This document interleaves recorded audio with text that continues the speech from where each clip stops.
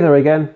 If you're after a set of natural sounding close-back headphones for enjoying music as the artist intended and perhaps doing audio and video, monitoring, editing and production, you might be considering these candidates. The £120 AKG K371-BT, the £170 audio Technica ATH M50xBT, the £200 Beyer Lagoon ANC, and the £220 Shure Aonic 50. Let's start with a quick description of how they sound. So if that's not right for you, it's not worth your considering them further. Spoiler alert, they all sound at least good. The Shure has the most accurate and detailed sound, but can sound unengaging because of its lower level of mid-bass. I cover it in a separate video, so I won't cover it further in this one. The Beyer sounds like the very well-known Creative Havana Live, but with better extended bass and treble. It has very natural vocals but a reverberant bass that misses some slam or impact.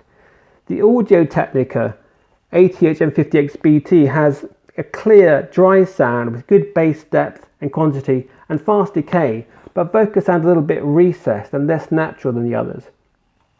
And the AKG misses a little of the detail and top-end airiness of the others, but performs very impressively otherwise.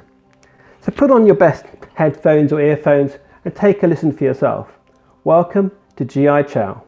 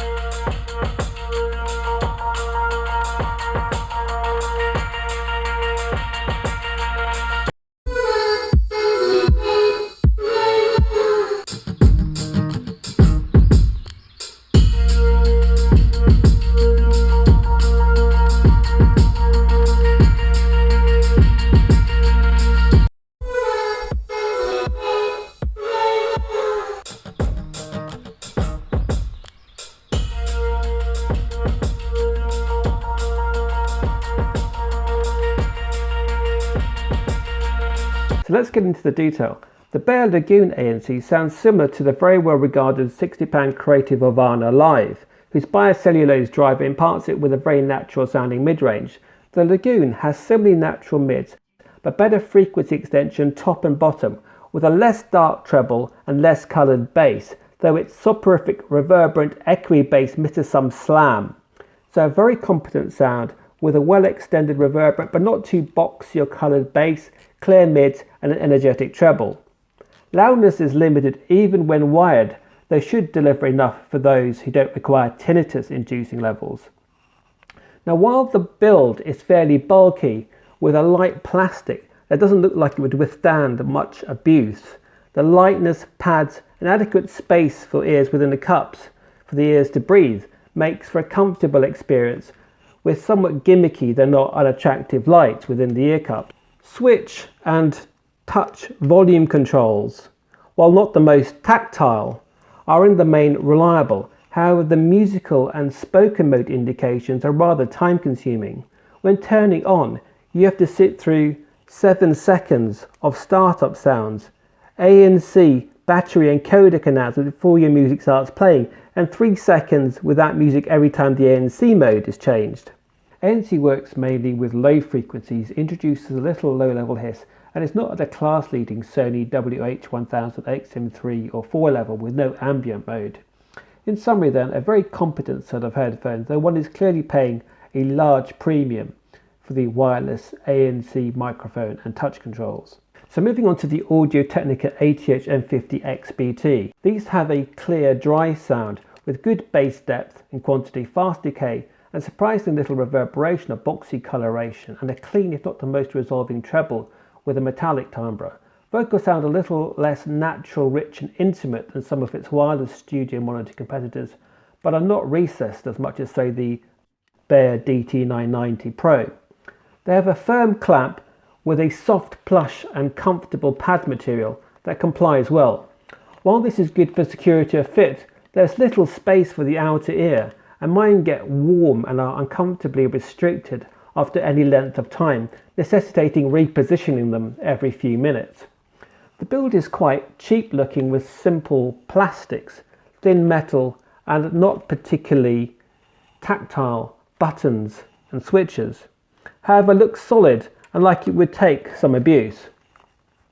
Bluetooth pairing and range was fine and quick, with dropouts only starting through a wall. My first Beyer didn't turn on at all, even after plugging them in to charge for some hours, which was not very confidence inspiring quality control. However, they worked wired and I got a replacement quickly. I don't usually comment on boxes or packaging. However, the sheet of fabric hanging loosely from a plastic insert looks like something one might find in a primary school art project. If the packaging savings go into the headphones, I'm fine with that, though the box is bigger than many competitors. In summary then, more than adequate sound quality for monitoring, though their timbre and comfort may make other options more attractive for leisure listening. The non-Bluetooth AKG K371 has received a lot of praise for its sound, and with the Bluetooth K371-BT I can understand why. It has a warm, very rich natural sound with a satisfying bass thump, but without the boxy coloration or one-note boominess pitfalls of some of its closed-back designs. For me, against the ATH M50xBT, Beyer Lagoon ANC and Shure Aonic 50, this really is the pick of the bunch for sound, though the Shure is up there too after EQ. While the Beyer edges it for comfort, the Lagoon's plastic construction feels much more fragile, and I prefer the functional industrial aesthetics of the AKG. There is only passive noise isolation rather than active noise cancellation. However, this is adequate for me, and the ANC on its competing studio sound wireless headphones is in any case somewhat below the class-leading Sony WH-1000XM4. They can be used with one ear free, like the Sennheiser HD25, though these are over-ear rather than on-ear designs, so are more comfortable over longer listening sessions. I do find I need to reposition the cups to let my ears breathe from time to time. However, the clamping force and space in the cup for the out ear is more tolerable than with the ATH M50xBT. The Shure has the most comfortable ear cups with sumptuous padding and space. However, that headphone's headband and weight causes discomfort from pressure at the very top of my head. The headband design means that the cups do not fold flat onto your chest. So together with the clamp, which keeps the cups together, they can't be slid down. Now these go loud, maybe no AKG are owned by Samsung, they don't have to comply with the EU regs and can allow you the freedom to deafen yourself.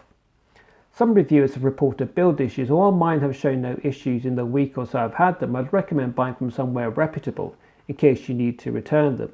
The controls work fine with a simple switch for power and touch controls for play, pause, skip and volume. Some have said the K361 sounds better, but I suspect it may be a similar story to the Shure SRH 440 and SRH 840, where the cheaper 440 sounds more immediately appealing since it highlights female vocals, but in fact over the long term in a range of music, the 840 is more accurate and ultimately satisfying unless you have an aversion to bass.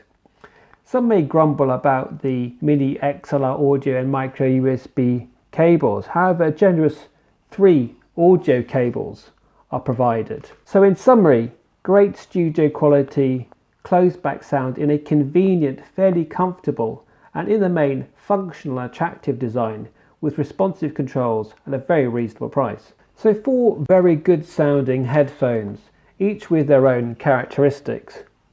If you use them for editing, I'd recommend using them wired, because firstly, latency will mean audio is out of sync with video, and secondly, you can miss a bit of the beginning of a track at the start of playback, making it impossible to work effectively. And if we're talking about using these cans wired and with EQ, the wonderfully clear and natural sounding Shure Aonic 50 comes back into the mix as a strong contender, pun intended. In the sound recordings, I also include the £30 ANC MPower-817 as a budget reference, which makes for an interesting comparison for those on a tight budget. So as usual, drop or like a comment below, use affiliate links to support more impartial content, and if you got value and like high quality mobile audio, tech and well-being in your life at the lowest price, touch subscribe for more, and thanks as always to my subscribers.